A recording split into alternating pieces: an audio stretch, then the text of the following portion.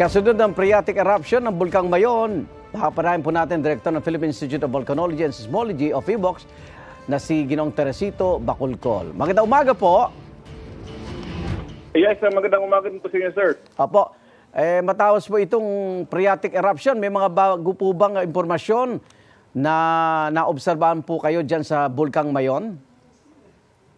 So far, after that eruption, phreatic eruption, wala na po. In fact, wala rin po tayong naitalang volcanic earthquakes. Okay. This is for the fourth day now. Since February 1, wala tayong naitalang volcanic earthquake. So, Opo. mas maganda ito. Ibig sabihin, walang magmang umaangat. Director, ano po dahilan ng phreatic eruption ng isang bulkan?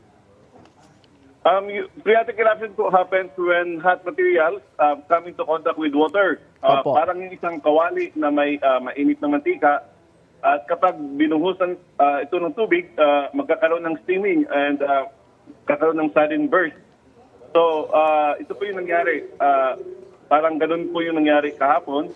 It's not as violent as magmatic eruption, but it can still send ash and rock sa hangin, into the air.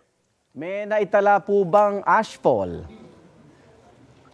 So far, hanggang ngayon, wala po kaming natanggap na ulat na may mga volcanic ash na umabot sa mga barangay malapit po sa Mayon Volcano. Opo.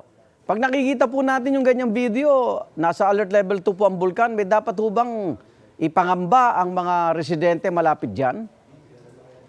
Wala. For now, wala naman po kasi as I mentioned earlier, walang volcanic earthquake sa Okay. naitala for several days now.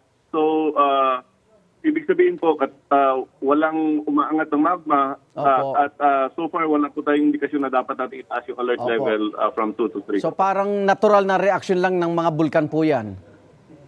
Yes, tama po kayo. Okay. Ay, maraming salamat po, Director Teresito Bacolcol ng PHIVOLCS. Ingat po kayo.